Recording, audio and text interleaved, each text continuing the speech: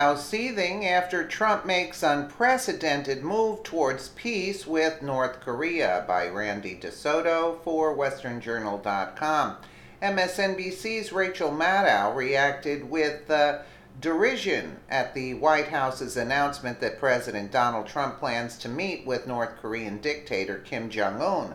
Meanwhile, CNN's Erin Burnett conceded if Trump is successful in his talks and solves the North Korean problem, there's no getting around the fact that he will go down as a great president. That must have been hard for CNN to say.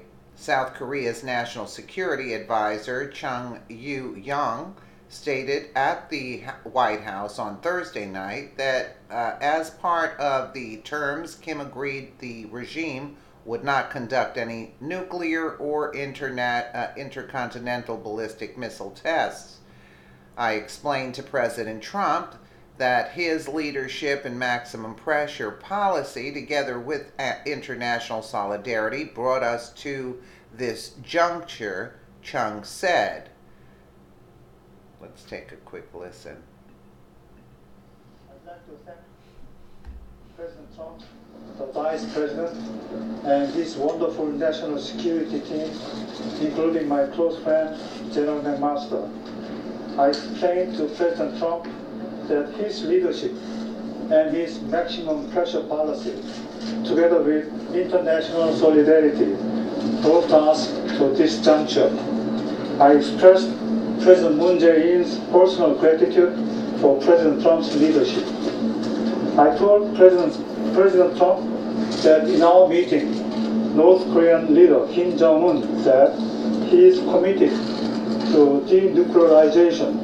Kim pledged that North Korea will refrain from any further nuclear or missile tests. He understands that the routine joint military exercises between the Republic of Korea and the United States must continue. And he expressed his eagerness to meet President Trump as soon as possible.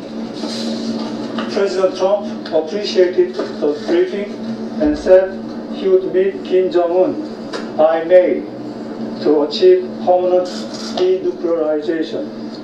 The Republic of Korea, along with the United States, Japan, and our many partners around the world, remain fully and resolutely committed to the complete denuclearization of the Korean Peninsula. Along with President Trump, we are optimistic about continuing a diplomatic process to test the possibility of a peaceful resolution.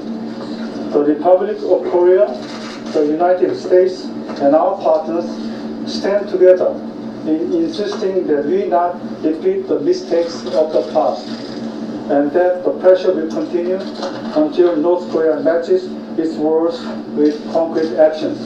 Thank you.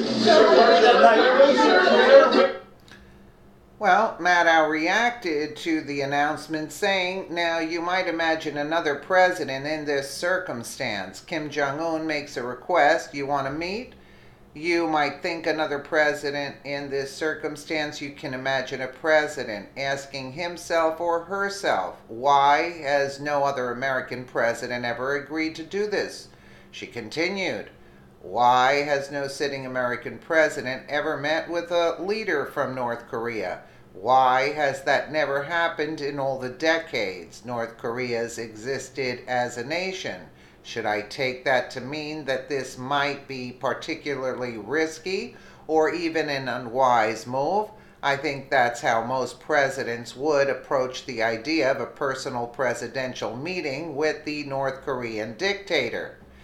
Maddow smugly surmised Trump had not asked himself these questions before agreeing to meet. But this is the president we have, and he said yes to North Korea, the liberal commentator said. Let's take a nice listen to Rachel Maddow here. Now, you might imagine another president in this circumstance. Kim Jong-un makes a request. Do you want to meet?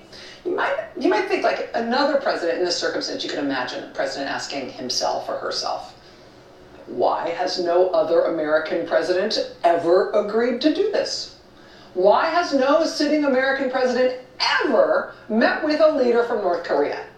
Why has that never happened in all the decades North Korea has existed as a nation? Why hasn't any other president ever done? Should I take that to mean that this might be a particularly risky or even an unwise move?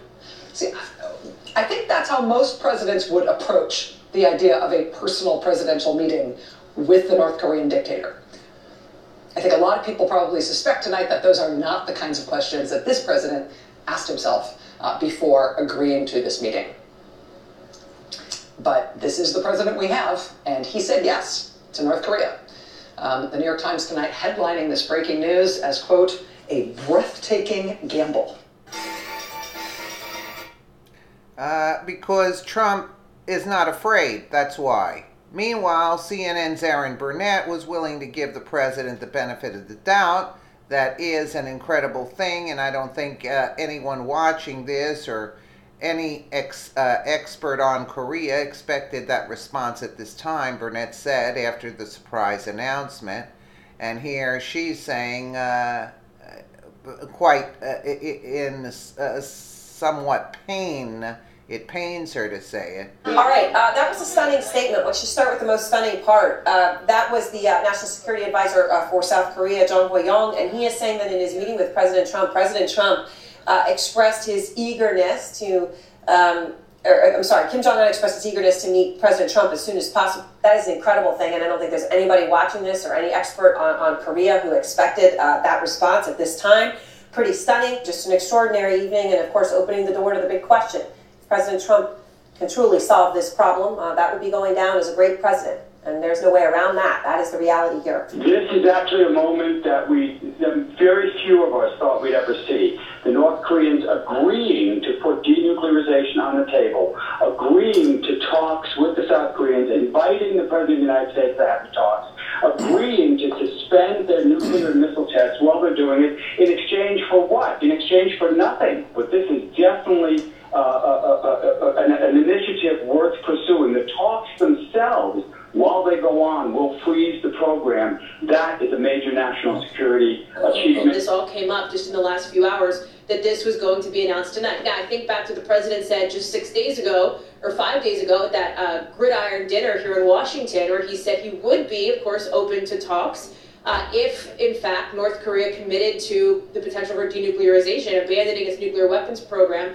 And it seems like that's where we are. But it is certainly a remarkable evening here at the White House, Chris, that's for sure.